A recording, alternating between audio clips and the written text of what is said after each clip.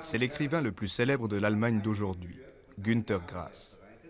Chacun de ses livres se vend à 200 000 exemplaires. Avec quelques étudiants, il mène campagne pour le Parti socialiste, dont il n'est d'ailleurs pas membre. Ce qu'il veut, c'est rétablir le dialogue entre les partis et les citoyens.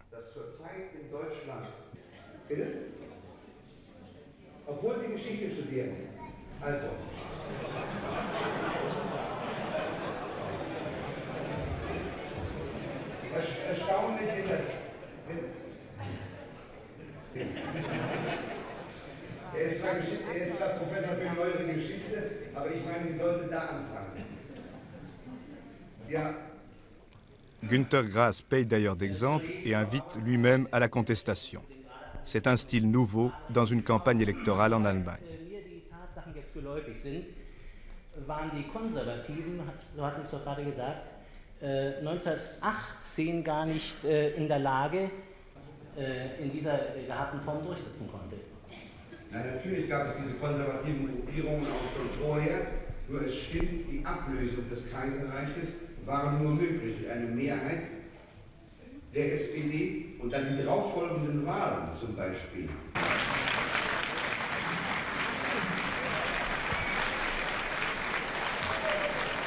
Hat schon einmal zur absoluten Mehrheit der CDU, CSU und Les arguments de Günter Grass portent surtout sur les jeunes Allemands à qui il répète inlassablement que leur voix compte aussi dans les élections. Jede Stimmenthaltung kann zur Isolierung unseres Bundespräsidenten Gustav Heinemann beitragen. Wir haben die Wahl. Ich danke Ihnen.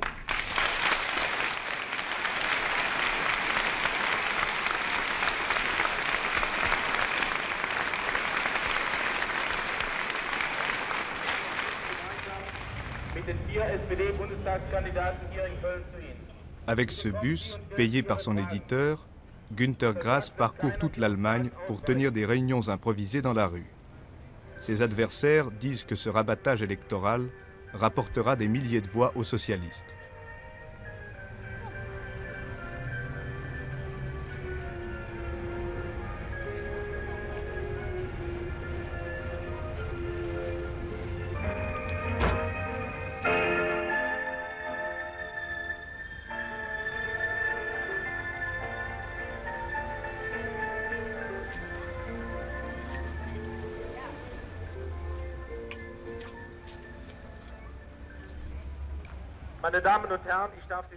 Ce vendredi, dans un faubourg de Cologne, il soutient le candidat local du parti. Ich bin Erich Henke, der in diesem Wahlkreis kandidierende Vertreter der Sozialdemokratischen Partei. Ich freue mich, Ihnen heute hier Herrn Günter Grass vorstellen zu können. Nicht Mitglied unserer Partei, aber ein engagierter Bürger dieses Staates, der aus dieser Position heraus die Politik der Sozialdemokratischen Partei unterstützt. Wir haben jetzt die Möglichkeit, mit ihm zu reden. La contestation ne se fait pas attendre. Günter Grass dévie ses adversaires politiques de venir s'expliquer en public.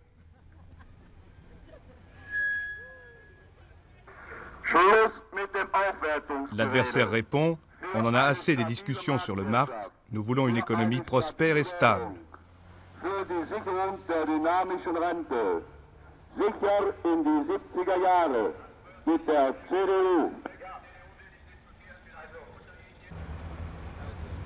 Das ist ja immer so gewesen, schon Jahre, dass immer Preiserhöhungen und dann kamen Lohnerhöhungen. Mais ce qui inquiète surtout les électrices, c'est de savoir si le coût de la vie va continuer à augmenter.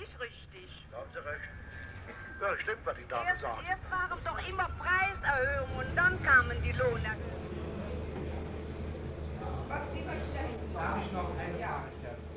La campagne démocratique et bon enfant que mène Günter Grass, c'est peut-être l'image la plus rassurante de la République fédérale en 1969.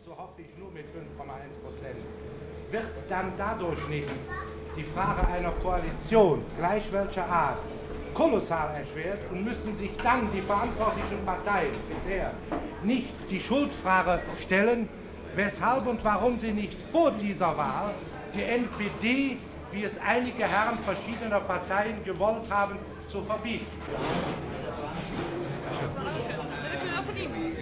Monsieur Grass, pourquoi un écrivain comme vous fait-il de la politique?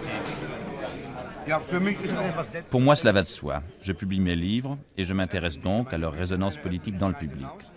Ce qui m'importe, c'est de modifier les opinions du public pour une réforme sociale que je ne prône pas en dehors des partis, mais directement dans le cadre du Parti socialiste, pendant la campagne électorale.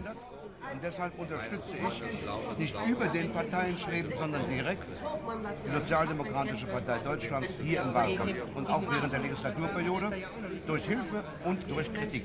Alors pourquoi n'êtes-vous pas candidat? Diese Frage hat sich mir auch gestellt. Je me suis posé la même question. Et puis quelques amis du Parti social-démocrate m'ont demandé d'appuyer Willy Brandt en renonçant à poser ma candidature et de consacrer au SPD toutes mes forces.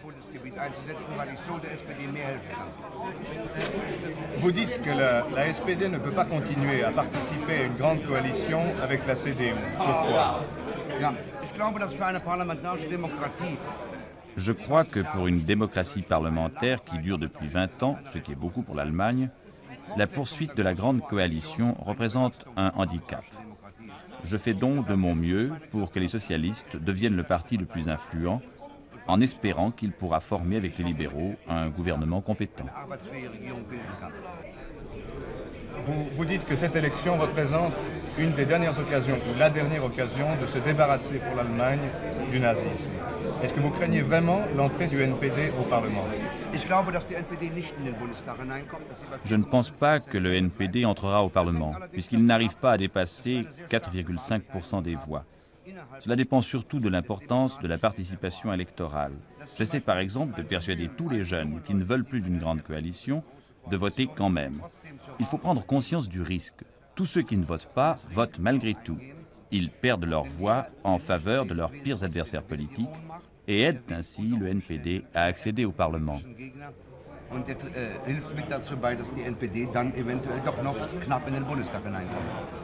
Une dernière question. Vous savez, aujourd'hui c'est une réalité, l'Europe a peur de l'Allemagne. Est-ce qu'elle a raison d'avoir peur? Je trouve exagéré d'avoir peur de l'Allemagne, mais je crois qu'il existe encore dans ce pays des hommes politiques, comme par exemple le député Becher, qui continuent à entretenir la méfiance à l'égard de l'Allemagne. Or, nous cherchons à gagner la confiance et à détruire toute méfiance. Je pense que beaucoup a déjà été fait dans ce sens, surtout depuis que Willy Brandt est ministre des Affaires étrangères. Ce que Willy Brandt a fait quand il était maire de Berlin, il le fait aujourd'hui en tant que ministre. C'est pour nous l'homme le plus capable, grâce à son expérience hors pair et à la réputation qu'il s'est acquise à l'étranger, de diriger le pays comme chancelier fédéral. Der dieses Land in die 70er Jahre als Bundeskanzler hineinführen könnte.